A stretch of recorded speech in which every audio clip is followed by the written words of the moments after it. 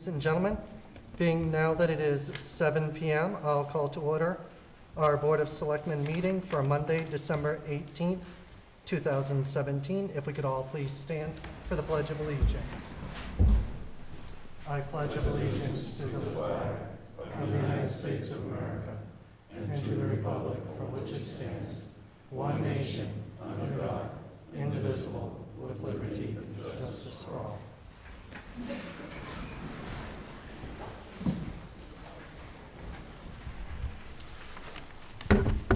The first item on the agenda will be the presentation of the Webster Financial Status Report from the Department of Revenue. We have with us this evening Mary Jane Handy, who is the Director of Accounts, and Marcia Bohink, who is the Project Manager.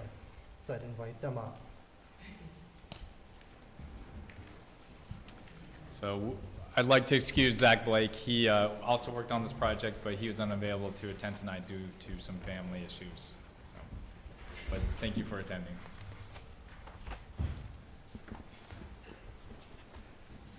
So Mary Jane, we'll let you walk through the report, or Marcia, whichever one, and just can give us your findings and recommendations, and then we can allow the board to ask some questions. I hope that's okay. I have an introduction first, and sure, then yeah. Marcia will go through and do the report. Can you hear me okay? I'd like to thank you for the board for allowing us the opportunity to meet with you tonight. My purpose is to discuss with you the Department of Revenue's Division of Local Services' ongoing concerns regarding the condition of the town's financial records and practices. It is important that we have these discussions since you are ultimately responsible for the well-being of this town. DLS has documented long-time financial management and internal control shortcomings, including the lack of reconciliations, delays in closing the financial books, and the inability to provide adequate and timely documentation for the free cash certification. As a result of the factors detailed above, there is a deep concern regarding the town's ability to resolve and move past these significant financial concerns. Historically, we have found that Webster's financial management operations are hindered by a lack of oversight and accountability by the Select Board. The result is a financially distressed community that struggles to address ongoing financial challenges and carry out daily responsibilities. My testimony today is to serve as a wake-up call for the financial condition of Webster and the need of immediate and dutiful attention. The Division of Local Services remains committed to working collaboratively with you during this time of financial difficulty. On an ongoing basis, Andrew Nelson, the Webster's Bureau of Accounts field representative, has been attending the bi-weekly financial team meetings to provide guidance, assistance, and to monitor the financial situation. We highly encourage you to continue to avail yourself of our support, expertise, and recommendations. In my closing, the financial challenges facing the town are significant and require immediate attention. In my role as Director of Accounts, I had laid this information out multiple times, and it is my sincere hope that the town understands the gravity of the current situation and takes the steps necessary to rectify them. DLS stands ready to help Webster and meet these challenges, but there must be a demonstration of commitment from the town's leadership. I'd like to thank you for providing me the time tonight to meet with you, and I'd like to turn the next portion of our presentation to Marcia Bohink for our DLS, for my Technical Assistant Bureau, who will address the financial management assessment that was done through the Community Compact.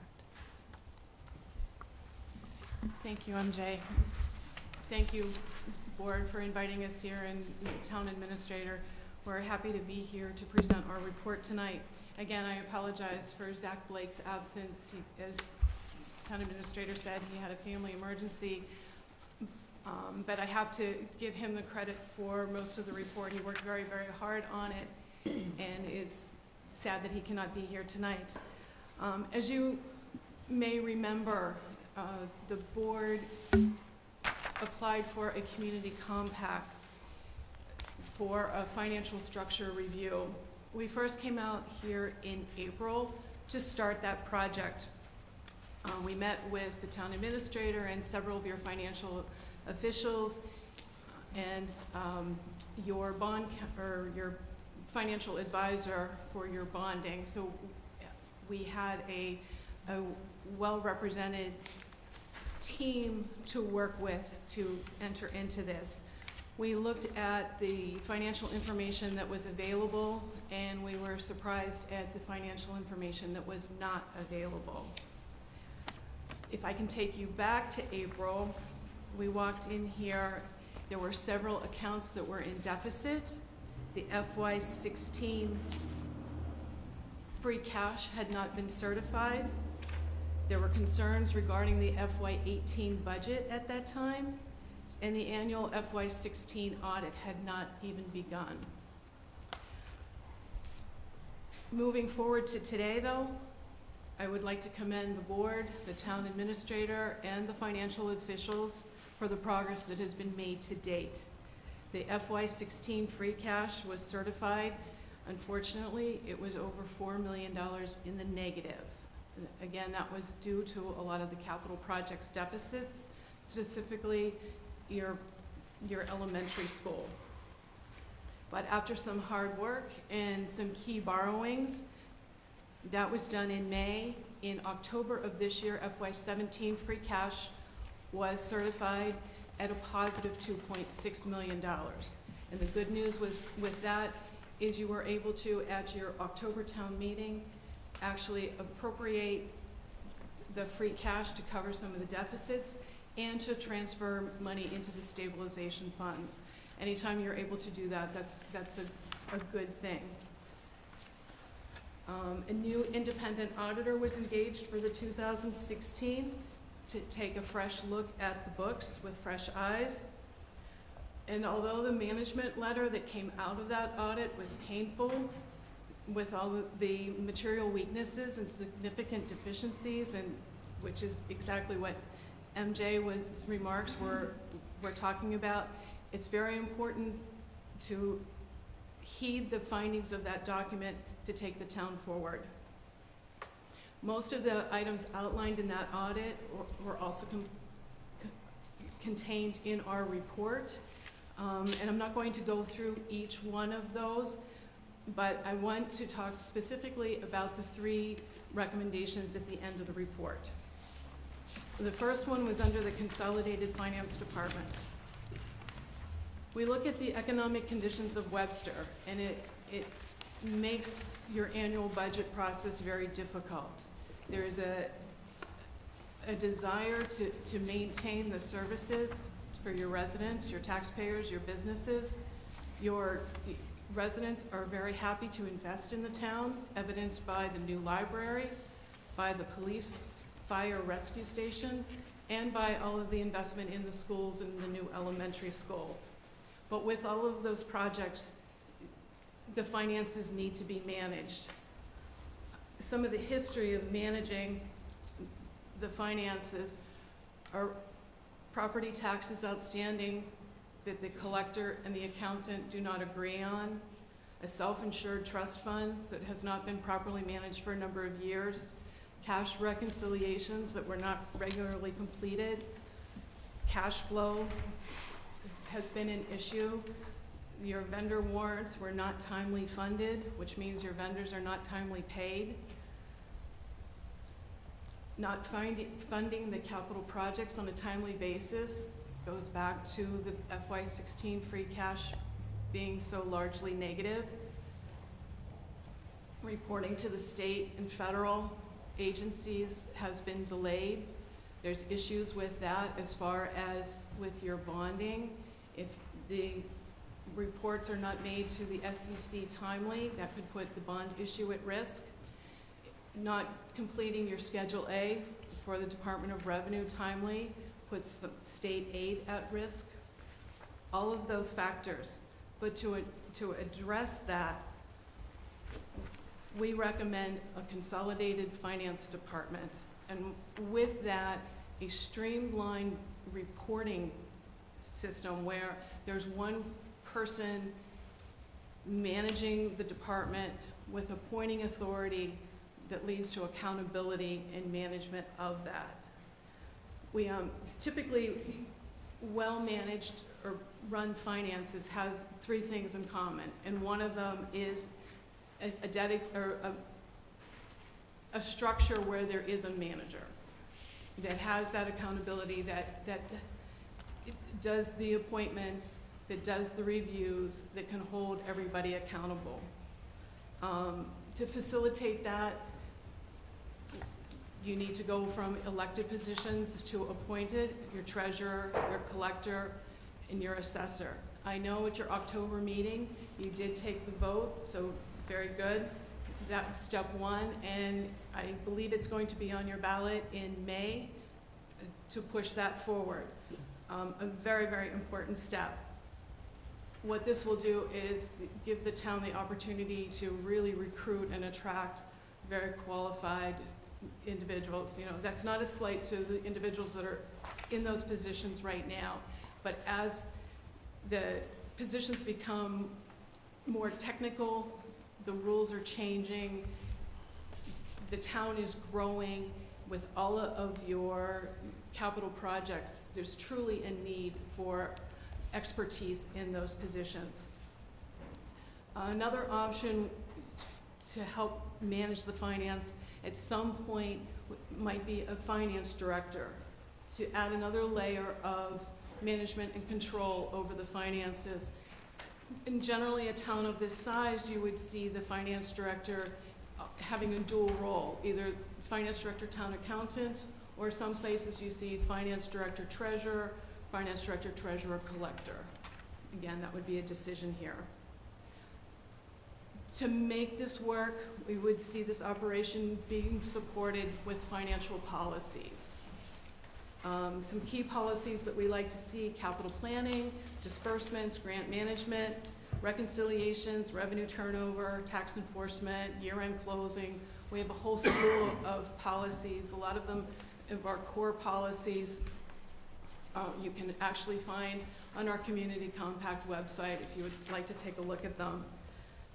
Our policies detail the why, the goal, the purpose of the policies, the who, the responsible person or board to actually make sure the policies stay in place.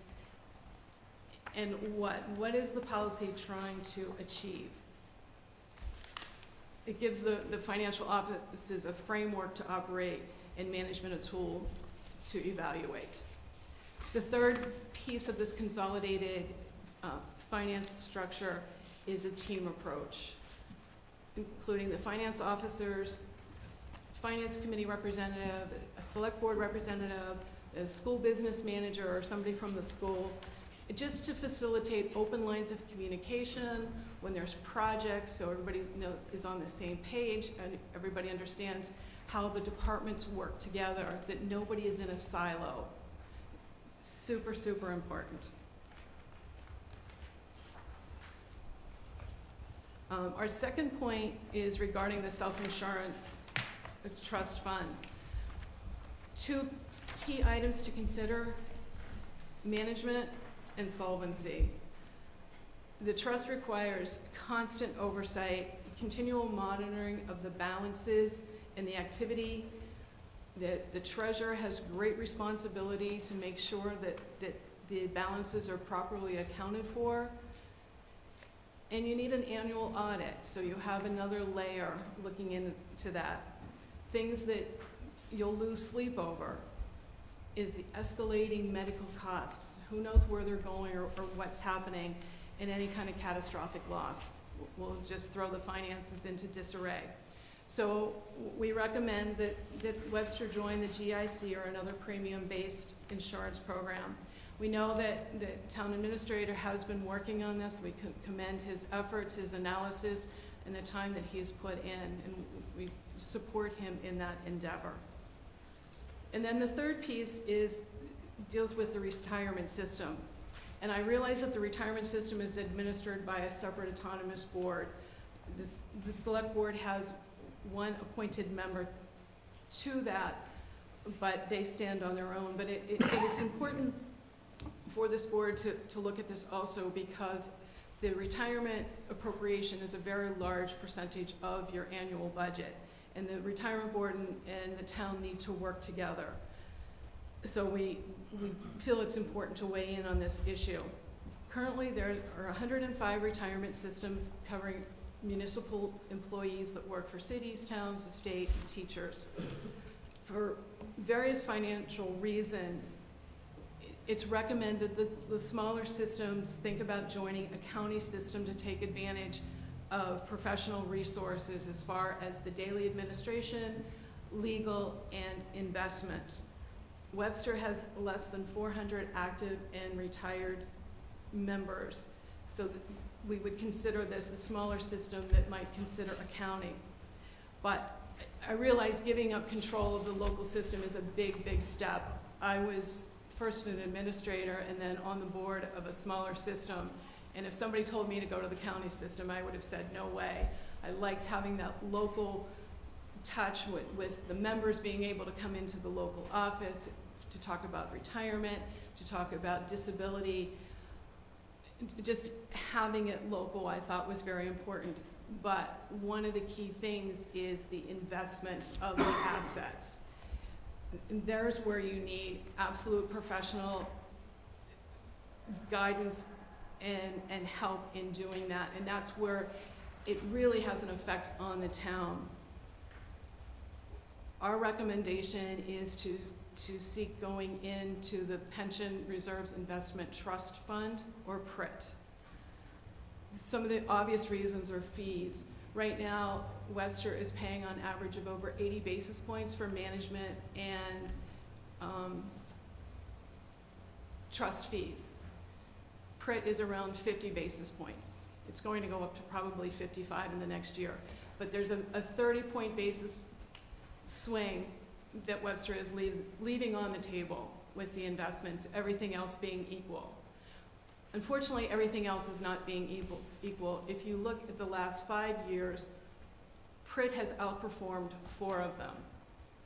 So if you take the outperformance plus the lesser basis fees, it really makes a difference. The board has a fiduciary responsibility to manage those assets. It's their employee contributions, their taxpayer dollars as the appropriation. So we really feel strongly about this. Of the 105 systems, there's only 12 that have no investment in PRIT at all. 43 are partially invested in PRIT, and the other 40, including the state and the teachers, are 100% invested in PRIT. There's a lot of analysis that's done with that, but again, it's something that you would need to work with the retirement board on. It's not this board's decision, but it is a decision for the town and the taxpayers. So those are our 3 key recommendations coming out of the report. All of the other pieces are supported within that, but thank you again for the opportunity to present our report. We appreciate the time that it has taken you to look at it, to read through it, and we hope that you take it seriously and do what's best for the town of Webster. Thank you. So, Marcia, you're available to answer some questions from the board, right? Oh, sure, absolutely. I guess us being here shows that we are taking this seriously. So, well, thank you for coming this evening. But question I have is, and it's been bothering me for a while, is how come our audits were so lax with our former auditing firm? Do you have any idea? Were they just not good? I'm going to let the CPA handle that question. Every audit firm who does municipal audits do, they have certain minimum requirements that they have to do. One of the things that is optional, that is not required, is a management letter.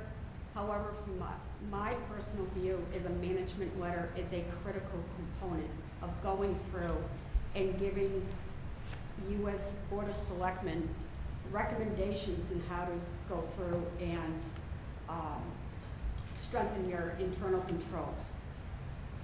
Unfortunately, your prior auditor, either the ones that I had seen, either did not have management letters, or the management letter basically just said as a warning or as a information that these changes are coming up in the future, but nothing hardcore that you could go through.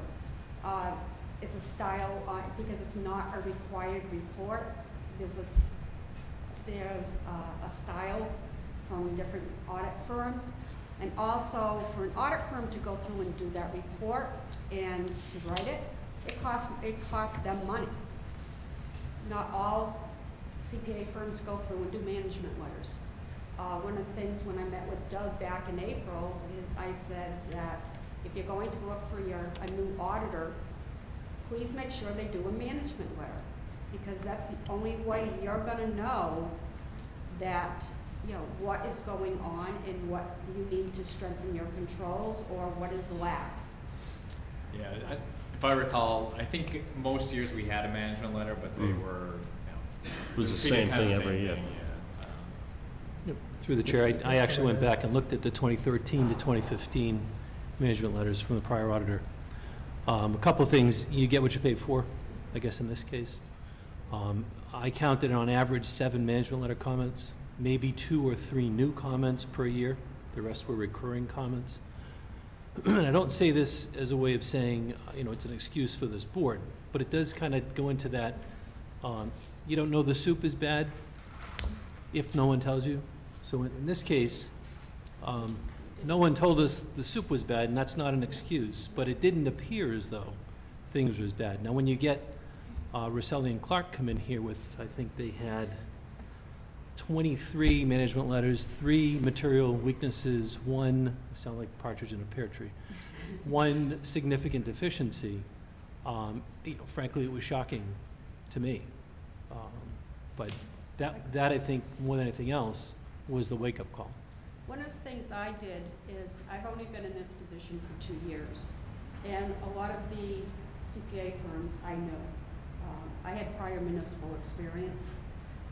I spoke at the Mass Society of CPA's government committee and at their conference. And I told the auditors their responsibility to the municipals is that they are to do a management letter. Because they are the eyes and ears for your board. And if you don't know it, you're right. How do you know? The only way we know is we have some, and that's where we get the mixed signals also.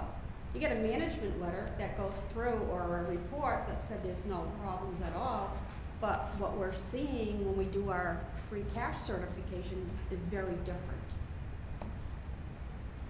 So one thing that has been is that we're being more vigilant.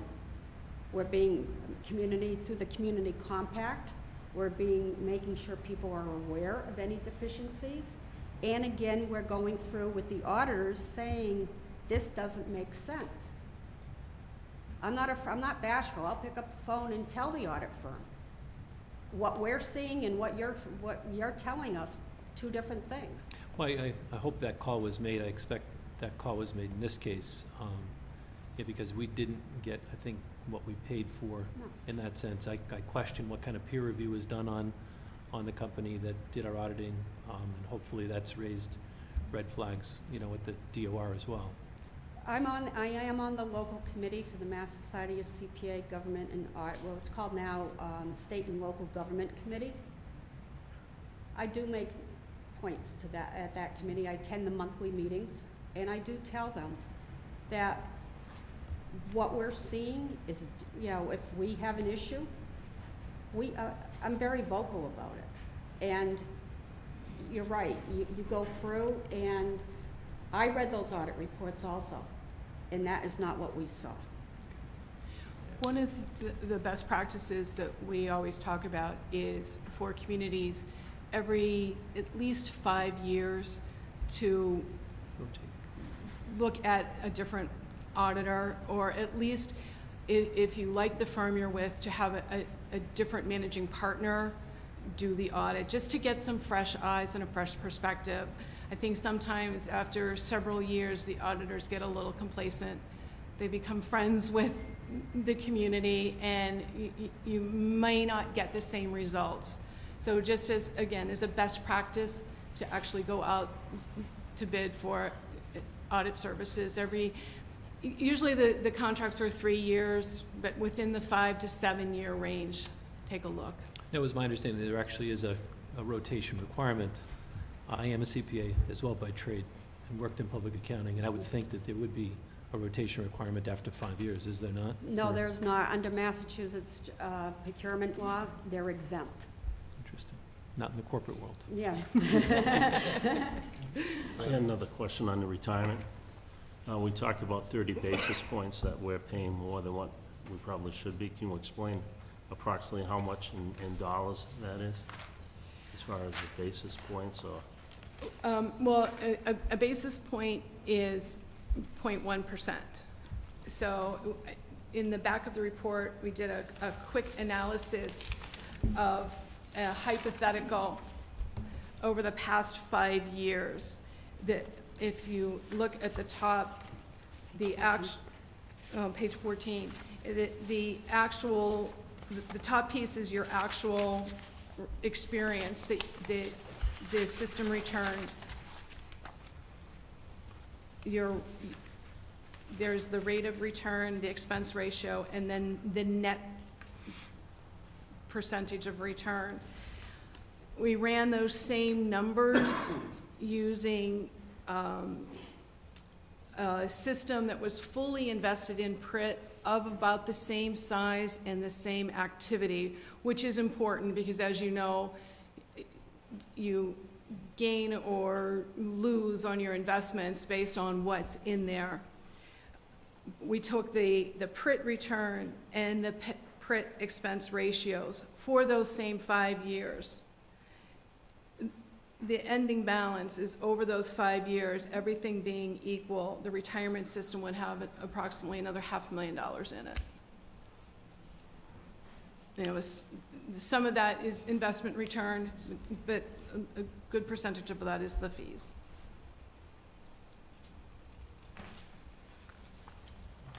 So just on the retirement plan, one other question. You say it's not within the purview of the selectmen. So is this something that has to be negotiated by the retirement board with unions? Is it something, a decision by the retirement board can be made on their own The retirement, with our urging?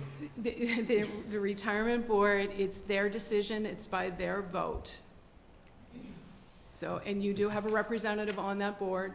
The makeup of the board is a select board representative, 2 elected members from the membership of the system, both active and retirees, so that's 3.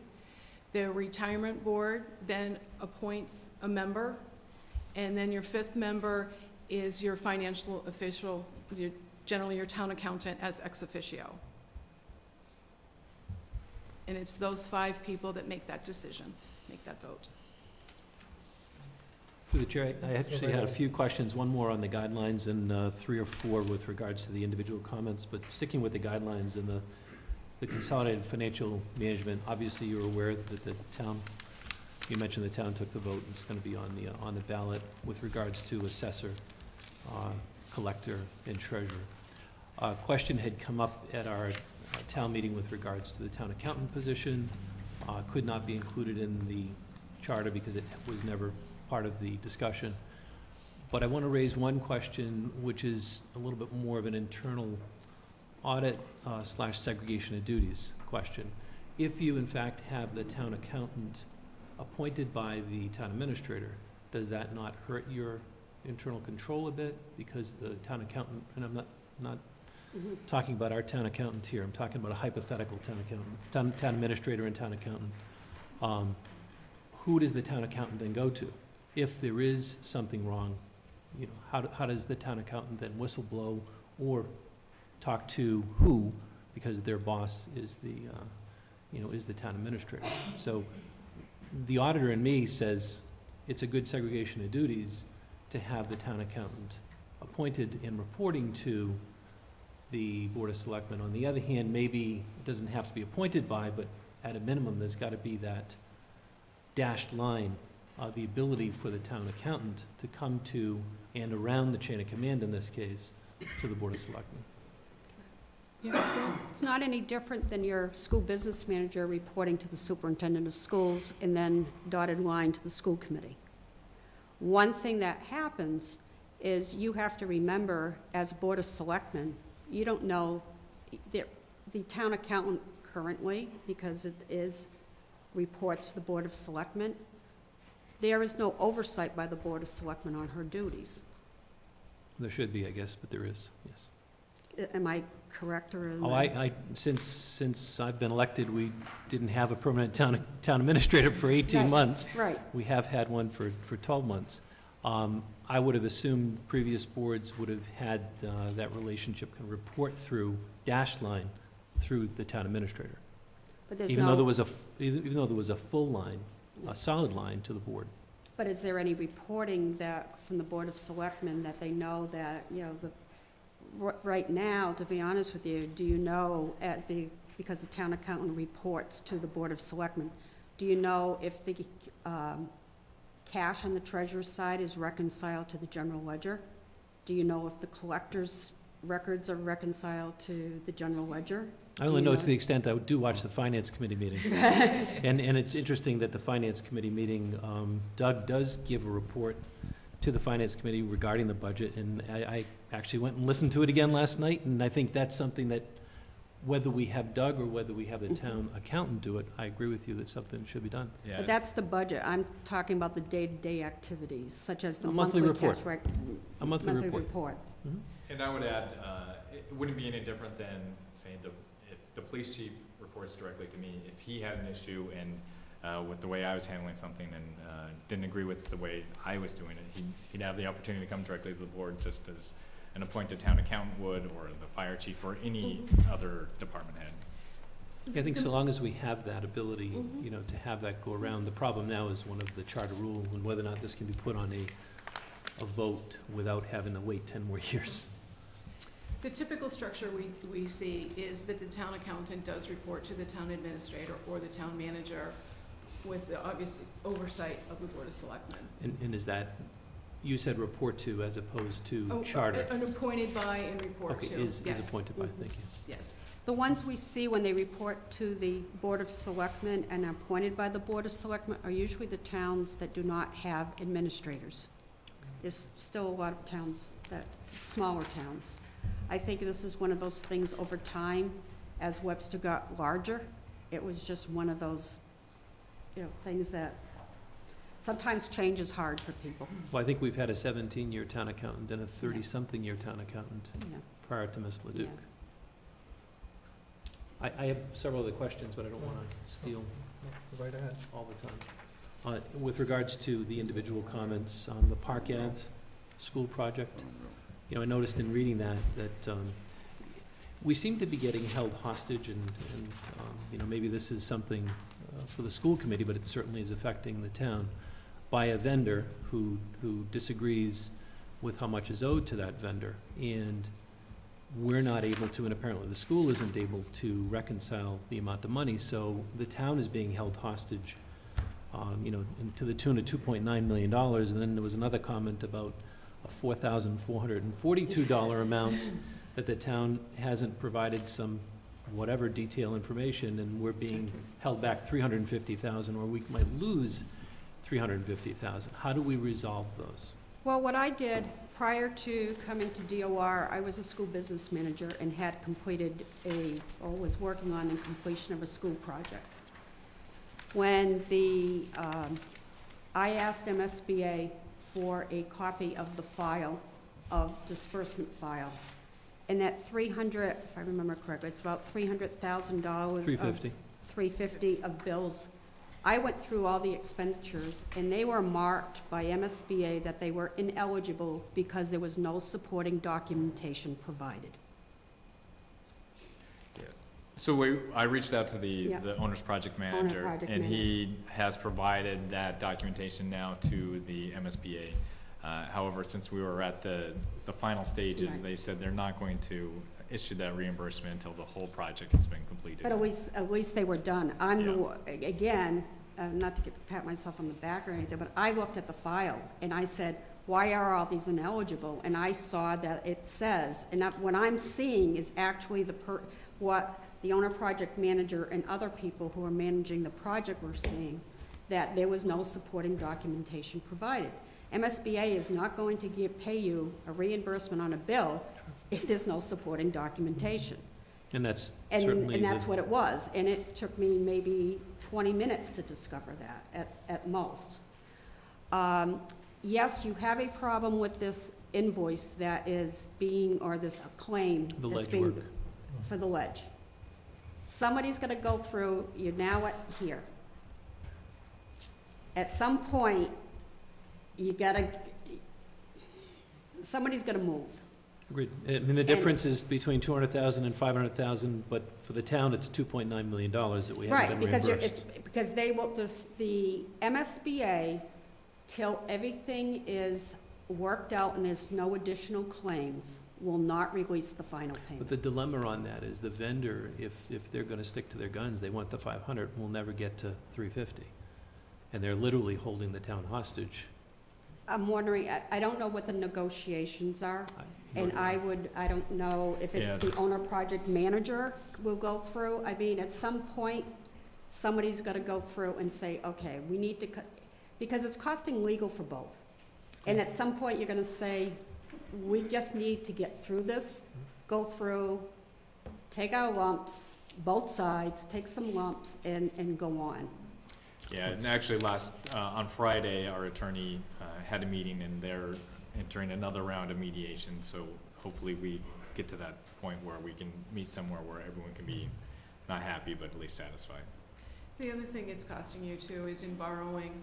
You keep going to the market, doing temporary borrowing, paying fees to your financial advisor, paying interest on that borrowing, having this project being delayed. The other thing is, with some of your borrowing now, you are no longer eligible for tax-exempt bonds. You have taxable bonds which carry a higher interest rate, so it's costing the town more money. So the longer this drags on, even if that number between the 3 and the 5 get closer, it's costing you more on the other end. I agree, that's the whole reason not to have the 2.9 million outstanding on the taxable versus non-taxable, that $80,000 that it's gonna cost the town. That was in your debt and capital project financing comment. So how do we avoid that issue? You've got, in essence, at least 3 different parties to this process. So what do we need to do to better ourselves there? I don't know when you're gonna go through an MSBA project, probably 10 years from now. To be honest with you, 10 years from now, the rules might be changed through MSBA. But I think what happened, to be honest with you, is that people just, it's a town building, it's a school. I think there was just a lot of, there was no clear, definitive responsibilities up front. And I think, and I do know, I worked at a regional school district. When we went through, when we were building an elementary school, we had all the players involved. We had the owner project manager, we had the town accountant, we had the town's treasurer, even though it was a regional school, because the town was paying for the building. We had their financial advisor. We all sat around the table and said, what does everybody need to get through this? And who is doing what? So no clear person in charge. I think that's what it was. I really think, and I'm not sure on your school side if there was any turnover at all on the superintendent side or on the business manager side. But I do know that unless everybody, all the players get involved at the beginning and there's some clear lines of responsibility, nobody really knows what's going on. The last question I had was on the barn rating. And I think you're referring to the stabilization fund. You made a comment in there with regards to the percentage of revenues. Obviously, since April, the town has had the 2.6 million, whatever, 2 to 3 years worth of free cash come up in 1 year. So it would appear to me when I read the Moody's rating analysis, it actually had it as a stable with regards to the financial stability for the town, which I was happy to see. Is that your, not from a Moody's standpoint, but at least from the DOR and DLS standpoint, have things gotten better? in the short period of time from April to now. I mean, I would think the auditors, Rosselli and Clark, would say, holy cow, a lot's gotten done. Right. You between have, now and you then. have new auditors, or I should say, you have audit that was not done on time before. You have, your free cash was certified, the books have been closed. We were able to go through and certify free cash. And was it September, October? Yes. October. In October. It was Last the year was, fastest was ever done in this town. last year was March. So your timing's different, your reporting's being done, more current. Even though having an auditor come in, which puts a lot of strain on your staff to come in and go through an audit, new audit firm, yes, there's some strain in it. And then you had the self-insurance fund and the retirement system all being done at the same time. So, yes, it was the summer but you got through it. And it seems like, yes, you did get your free cash, your books are closed. The only thing is, to be honest with you, it doesn't take much to slide, and that's the concern. That's a big concern. We don't want you to slide. The rating agencies look at a couple of things. There's not a whole lot of wiggle room because the baseline for Massachusetts communities is actually Massachusetts in general, and they look at the state and the structure of how communities or cities and towns operate. But they look at the management, the structure. And this goes back to your consolidated finance department. They would look at that as a stable structure, with accountability. They look at your reserves funds, your stabilization, your fund balance, how your projects are being managed. So in those areas, you're making progress, and they're going to look for that pattern to continue. I have no other questions, just to thank the DLS, Ms. Handy, Ms. Bohank, for coming out and helping us. I have a question for you. Sure. Who's managing the library project? The library committee, and I would assume we have our chairman is on that particular board. I'm assuming I believe Doug is also Yeah. involved. So one thing we're doing different to avoid some of the past mistakes is that the library funds are held in a separate account so that there's no intermingling between a capital project and the general fund. All right, just asking because plus their reimbursement's very different. The library's reimbursement is 20% a year for 5 years, which is very different than MSBA. MSBA is a reimbursement as you go. So it's critical that as you went through and put bills in, that you ask for reimbursement on a monthly basis so you can get reimbursed very quickly. So what I'll do is I'll leave Doug some business cards, so if anybody has any additional questions, they feel free to contact my office.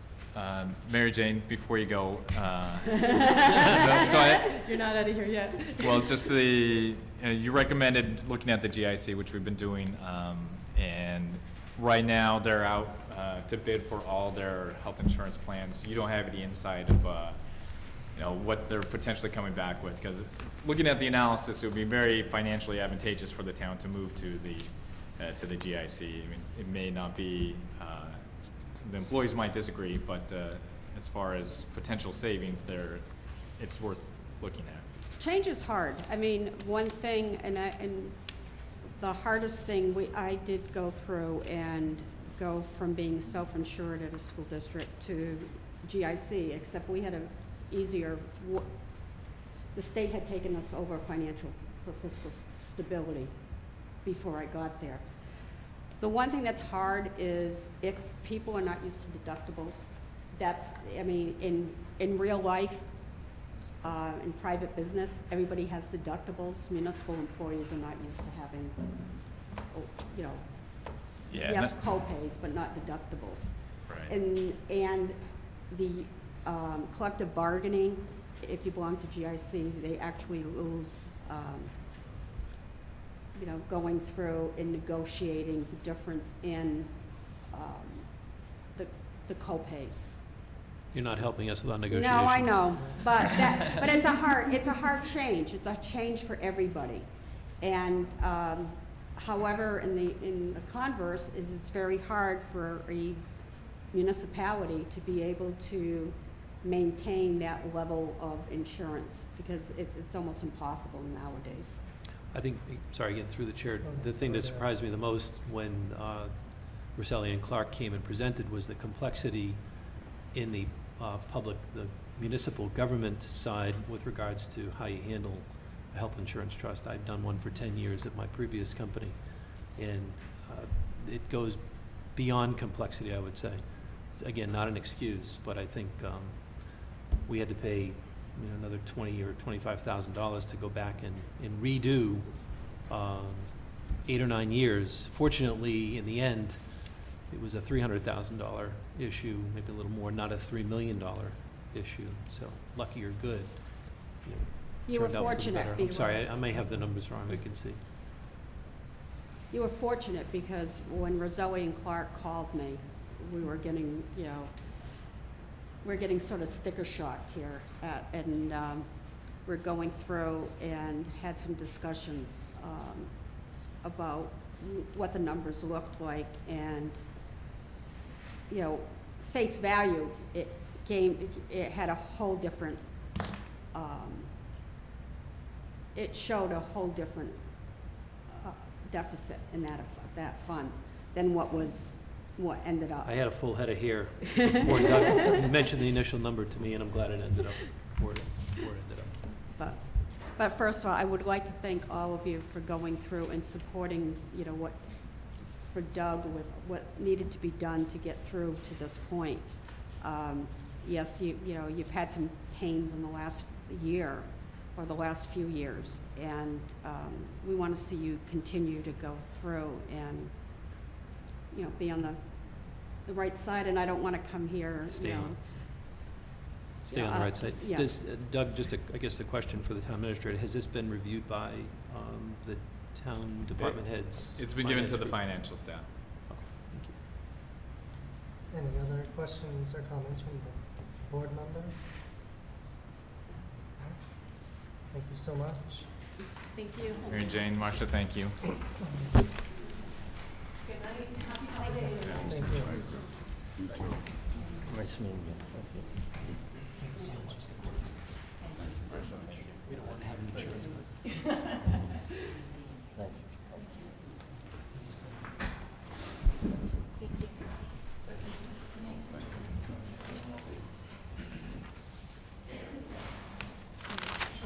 Yeah.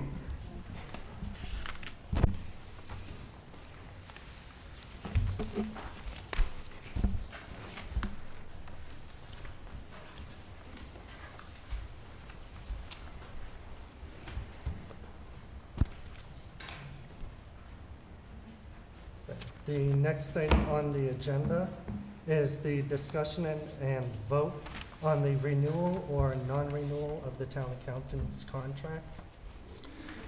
So, Mr. Chairman. Mr. Chairman, before we move forward, I just want to disclose that Pam Ledoux has filed an ethics complaint against me. I notified ethics, and they advised me to file a disclosure notice of conflict of interest, which I did.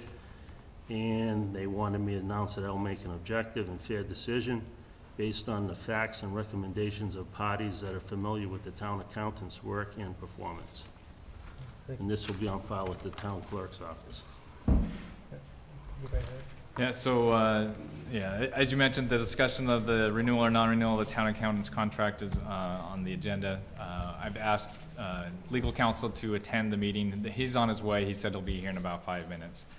So if you look at the reasons to go into executive session, we can go in to discuss the reputation, character, physical condition, mental health, rather than the professional competence of an individual. However, we are going to discuss the professional competence that will need to be done here in open session. I'm happy to go through my recommendation. I believe the board's had a chance to review it. If you want, I can review that for you now. Absolutely. Mr. Chairman, the only question I would have is, before we get into any discussion, I would prefer and hope that Attorney Mason will be here. Yeah, if we want to take a Yeah. Just to be- 10-minute just to be recess. Yeah, safe. Yeah. I'll enter, yeah, at this time, we'll take a 5-minute recess. You want to give him 10 minutes? We can give him 10 minutes. Can you call him? So he said We'll he's. track him. Not a problem.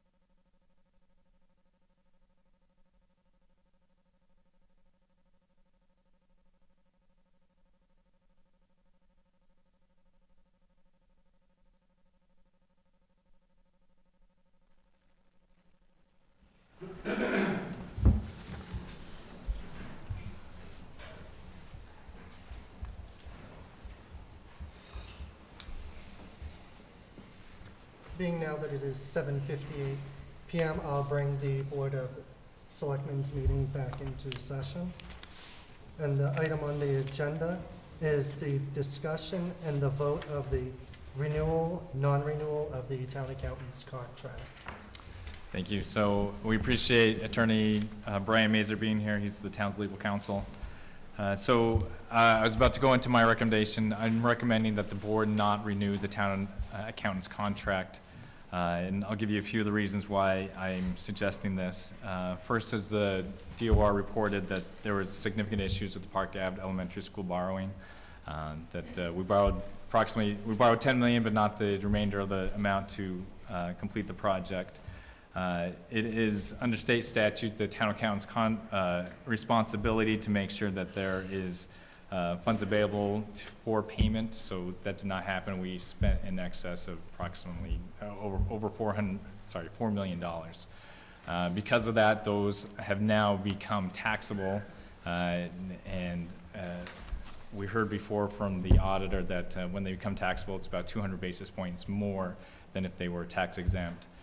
Over the life of that bond, that's going to be roughly $800,000 that the town taxpayers will be paying that we wouldn't have otherwise.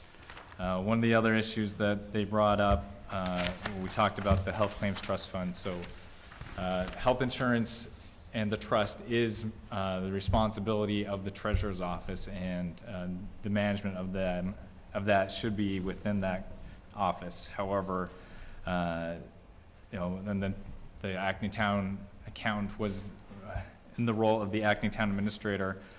She didn't appropriate the appropriate amount into the fund. So as you know, we have the employee portion and the town portion. So employees pay 25% of the health insurance and the town pays the 75%. So the town's portion was not appropriated correctly. That wasn't just an issue for the previous year. That's been an issue for several years in the past. Like I mentioned, this is part of the treasurer's office. However, when I got here, the treasurer's office was the one that notified me that this was a problem that needed to be looked into. Also, the DOR mentioned the timeliness of reports and audits. Over the past 10 years, Schedule A has not been submitted on time. In any of those years, the date changed from October 1st to November 30th of the due date, and every year for the past 10 years, the submission wasn't given until March for those years. We also have, in the past, we've had some issues with budgeting and paying for the debt paydowns. It's also the responsibility of the town accountant to keep a detailed record of the town debt and when it's supposed to be paid. So that's, for instance, in the FY16 budget, we didn't budget $159,000 for the pay downs for bond anticipation notes. That wasn't addressed as part of the FY16 budget or as the recap or even part of the FY17 budget or recap. So there's those issues that the DOR and the auditor have brought up previously. Due to those, I'm recommending the board not renew the contract and that the chair of the board place the accountant on paid leave. So if there's any questions from the board, I'd be happy to answer those. Any questions from any of the board members? So on the, through the chair, on the insurance portion of it, how would we have been able to predict that there were going to be two large claims being in the red? So I'm not saying that any of the predictions were wrong. So what the health insurance consultants do is they come in and they say, no, this is what your rates should be for the next fiscal year. And they give you the employee portion, the town portion. You cannot fully fund that amount if you don't want to, but you need to do it equally across the employees and the town, and that wasn't done. We charged the employees the full amount, and the town had a deduction on its side. The appropriate way to handle that is if you think there's too much money in the trust, that you give an employee a premium holiday for the town and the employees at the same time.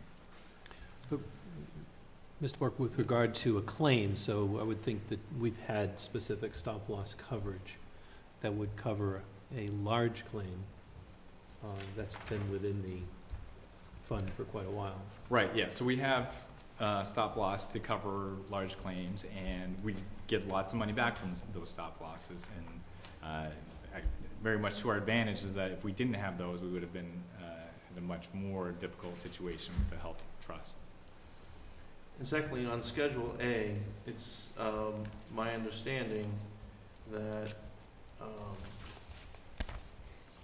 there are an extreme amount of towns that don't submit Schedule As. Yeah. So if we haven't submitted a Schedule A for, give or take, 10 years, why is it now become a major issue, on your radar, when many towns across the state, 351 cities and towns across the state, and many towns, and the DOR doesn't even look for that. Yeah, so certainly Schedule A, a lot of towns submit it late, but these are 5 to 6 months late before they submit it, to the point that they're threatening to withhold our state aid. I think at that point is when it becomes an issue. Any other questions from board members? So, one other thing too, I just want to make a comment here, is that before we, make a decision here, one of the things that we have to take into consideration is that one of the very last things that Mary Jane Handy had mentioned was a lot of this stuff has happened within the last 2 years. And what did this board do? This board appointed our town accountant as the acting town administrator as well. So she was doing 2 jobs. Not saying that there weren't issues, not saying that at all. But this board has to take some ownership for that. Not just Mr. Duke, not just the treasurer's office, not just the finance member of the school committee or anything like that. This board has to take some responsibility for that. And it makes absolutely no sense to me that we're gonna lynch someone for us taking that responsibility. So under my recommendation, all of the items I brought up were all previous to the town accountant acting as the acting town administrator. So under the capital projects, the Park Avenue School, all that borrowing issues happened before the accountant was acting as town administrator. The health insurance, that's been an issue for many, many years. It was in her role as the acting town administrator that the wrong appropriation was made. And like I said, the timeliness of the reports, that's been an issue for at least the past 10 years. To the chair, if I may. Yes. I was not here for 1 year while some of this stuff was going on. I'm not excusing myself because I've been here before, during, and after. But if I'm not mistaken, this board asked the accountant for help, and I think it was declined. I could be wrong, and I don't mind That's being correct. wrong. You're right. So, if there were other things, and of course, we're not supposed to get involved in the day-to-day, as it says in the charter. However, we should be alerted whenever there is some type of a or malfunction, if you will, of the system. I think that's just plain good business, I would assume. Whether it be through the administrator, whether it be, and again, whether our administrator was here or not, we should have been alerted, oh, we're having a problem here, how do we fix this? And even in years past, and I've been here in years past, so a few of us, and I never really saw that. And if you go to a town meeting, everything was basically, well, I'm waiting for this, I'm waiting for that, I'm waiting for this, and it never came through. I don't like that.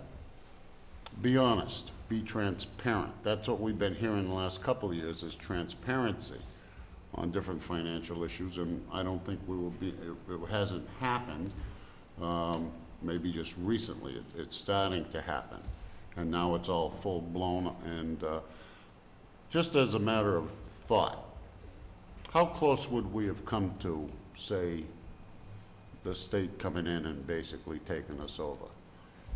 I mean, that's impossible to answer, but, I mean, we've had, there's significant issues, and if they weren't addressed, there was the real threat of them coming in and. Receivership. I don't know if they would've gone that far. We could have been another town. It's happened in other towns or cities, actually, but we came close. Just to Mr. Miller's point, Mr. Miller was not here for one of the years, but Mr. Miller has been here for Yes, about that's as what I long said. as Ms. Leduc has been here, so Absolutely. I don't appreciate, kind of this bit of a mentality. I think there is a bit of a sad irony in all Yeah. of this. Absolutely right. That, Ms. Leduc, who came up 13 months ago before this board pleading for unity.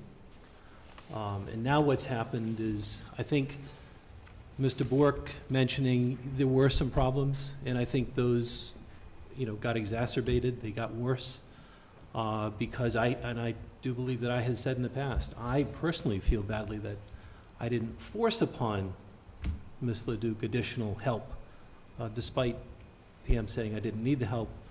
I think that's just in the nature of the makeup of Ms. Leduc.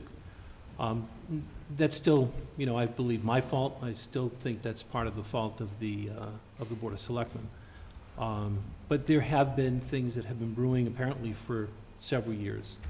But it's not just something that, unfortunately, that's something that just happened in the last 18 months. But I think if we had some guidance from some auditors who'd been here for 10 years, I got to tell you, when I looked at those audit reports, those management letters, there's nothing in them from 2013 to 15. And I looked at those before I ran for Selectman.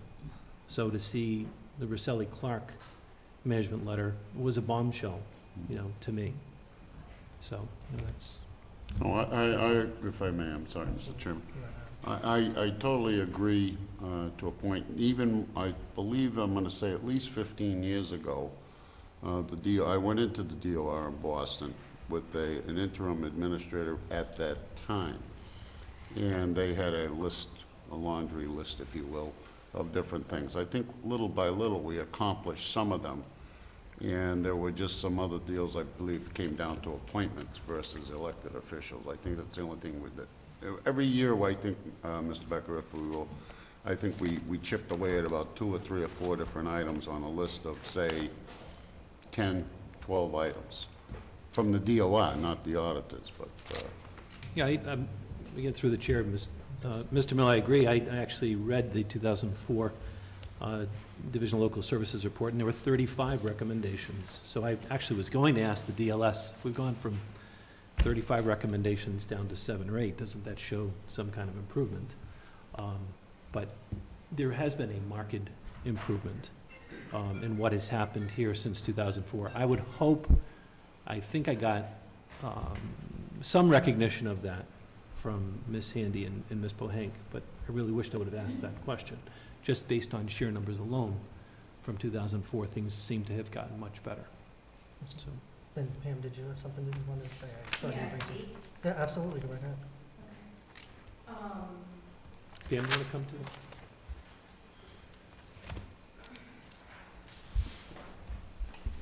Thank you. First of all, the finance team did receive this report last week when you all received it. In its final version, which is not what we were told. We were told that we would receive it, as we do an audit, in a draft version, and we would have the ability to comment, review and comment. That was not provided to us. There are several things in this report that are inaccurate. Unfortunately, I didn't have the opportunity to ask, and I really don't think that this is the proper venue to do that. I would have rather preferred to have that conversation prior to this being finalized. Again, we weren't given that opportunity. But there are several things that I am going to follow up on. I did mention it to Ms. Handy on her way out, and she did, of course, say to contact Mr. Blake and bring those to his attention. Because this report will be on the DOR's website forever, as is our 2004 report, and available for everyone to see. And I think it's important that this be accurate. As far as the town administrator did reference that statute requires me to, as far as the Park Ave project, to make sure that we have the authority to spend. The authority to spend is the authorization by town meeting. That is my authority to allow expenditures from a particular project, capital project. The funding of that is something different. Mr. Willison also mentioned band paydowns that were recently made past 3 years. Those paydowns were made without my knowledge. They never went through my warrant process. So it was unbeknownst to me until I started doing research and analyzing these capital projects that was made known to me. I would have had no idea. They were made outside of the warrant process. I have, on several occasions, taken full responsibility for the lateness of reporting. And I continue to do so to this day. Those things that occurred during my 18 months filling both positions, I also take full responsibility for. The health insurance trust. It was extremely frustrating. As Mr. Becker alluded to, we were called in front of the DOR to a meeting, lambasted about a $3 million deficit. And I am the one, and Mr. Willitson, I'm sure will confirm this, that requested that our auditors go back 10 years to look at that health insurance trust fund. In this report, it states that we were required to make that $300,000+ additional appropriation. What was required under the law was for us to make a $39,000 appropriation. That's the number. Over those 10 years, that's the net result, $39,000. There is nothing in the statute that states that you are required to fund your consultant's estimate. I agree with Mr. Willitson that when the town takes a holiday, you are also required to give the employees a holiday. And if you recall, the town did not increase our appropriation for, I believe it was 3 years. Neither did we increase the premiums of our employees. We took the holiday, they took the holiday. Those are the facts. When I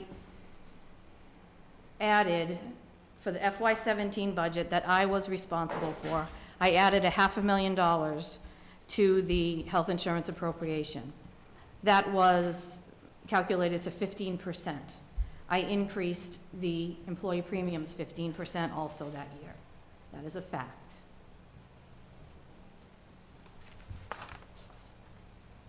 A health insurance trust fund, self-insured health insurance trust fund, is very tricky. I will tell you that I have never known as much as I do now about a self-insured health insurance trust fund. There are maybe a handful of people in the state who really truly understand how they work. In my opinion, our former town administrator, Mr. McAuliffe, was one of those people.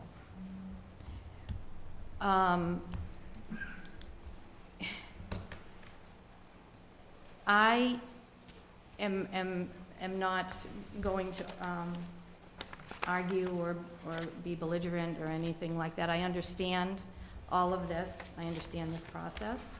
And I leave it up to this board to make their decision as to what they choose to do.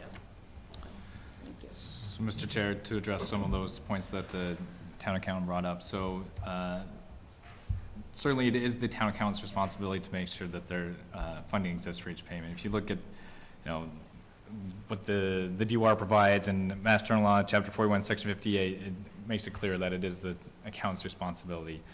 If we talk about the health insurance, so it was very clear that what the amount was for the employee portion, what the town's amount should have been for the town appropriation. That was provided by the GBS consultants. Like the accountant said, you don't have to do what they say, but you at least have to keep it under the same ratio, and that did not happen. That did not happen for several years. She mentioned it was only $39,000 in deficit. That was the $39,000, and we would have had no ability to pay any claims that would come in above what is currently appropriated.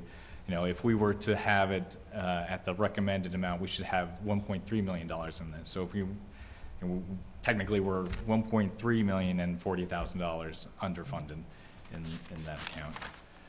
And again, it is the accountant's responsibility to maintain the detailed record of the debt. So what is the pleasure of the board? Is there a motion? I'd make a motion to, and actually with the town administrator's recommendation, not to renew the town accountant's contract. We have a motion. Is there a second? I'll second it for discussion. All right, we have a motion and a second. Is there any discussion? As I said earlier, I'm just gonna go by his opinion. He has to work with the people in the town hall, and it's gonna fall on your shoulders and what goes on from this point on. Is there any other discussion? Mr. Chairman, I would say that it's a difficult position to be put in, but, that's the job of the selectmen. We have to make a decision. I look at the amount of work that's been accomplished in the past 8 or 9 months, and like I said earlier, to me, it's incredible what has gotten accomplished. On the other hand, I look at the town the way I would look at a business, and we've appointed, we're the directors, town administrator is our CEO, and to that extent, I have to rely quite a bit on our CEO to give us direction. As much of a bitter pill as I think it is, based on what I've heard, not as much with regards to the trust fund, but I think the totality of what we've seen. I'm going to agree not to renew.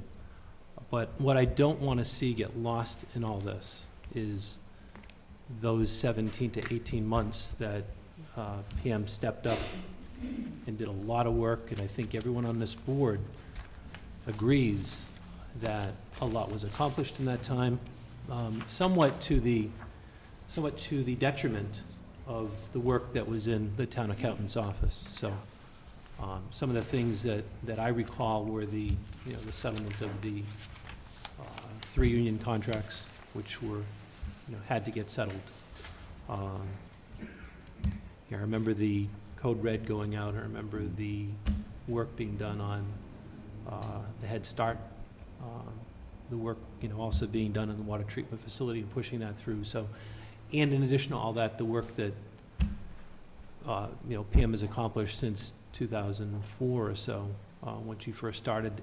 And I remember how difficult it was when our previous town administrator came in, and we were in dire fiscal straits, I think, back in the 2009 timeframe. And I remember Mr. McAuliffe saying it couldn't have been done to get out of that hole without PM. So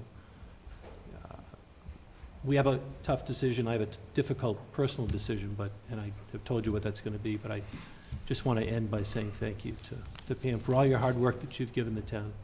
And I don't want you to leave here thinking that wasn't appreciated, because it is. Yeah.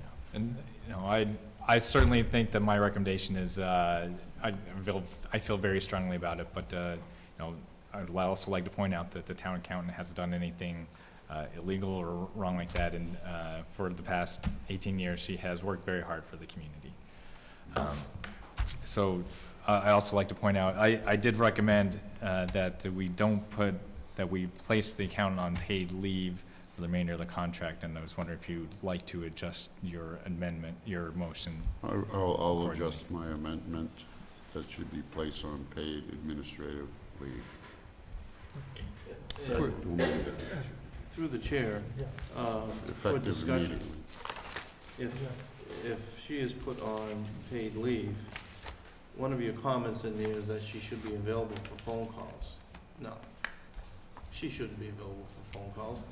We're basically not renewing her contract, we're basically sending her home. She's gonna be taking personal phone calls on her personal phone.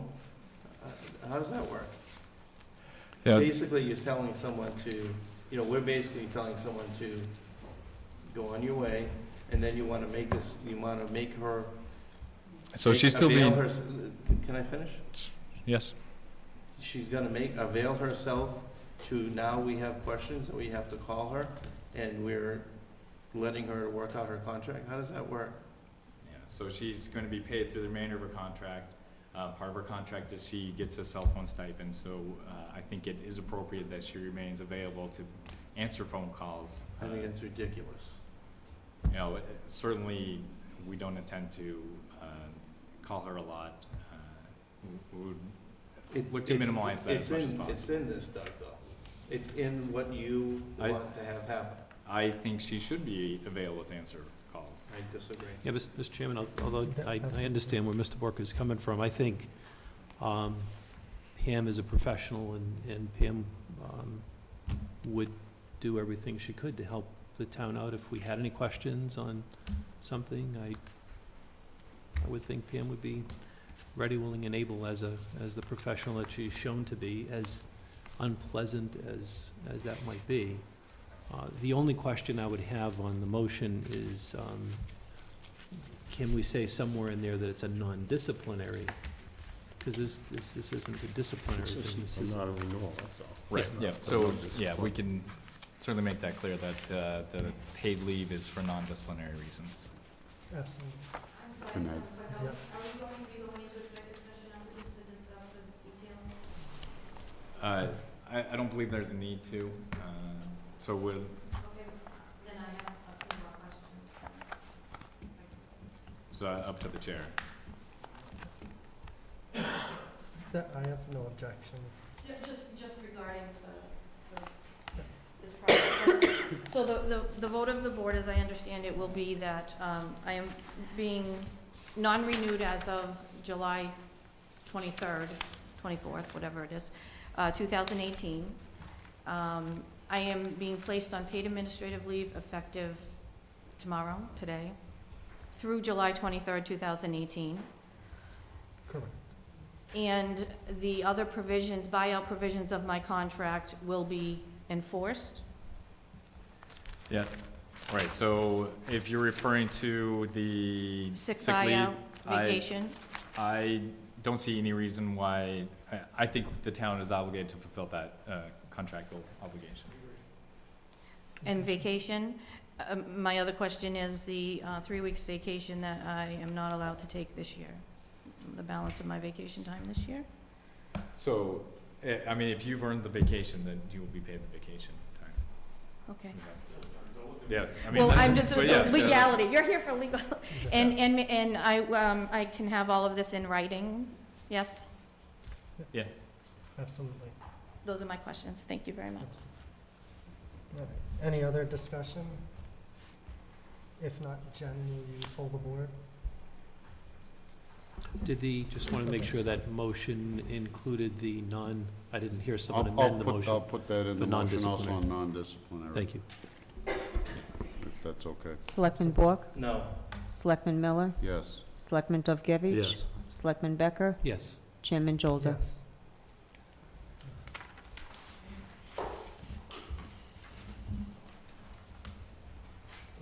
Seeing as there's no reason to go into executive session at this point, I will adjourn this evening's meeting. Make a motion to adjourn. Mr. Chairman. Do we have a second? Second. Any other discussion?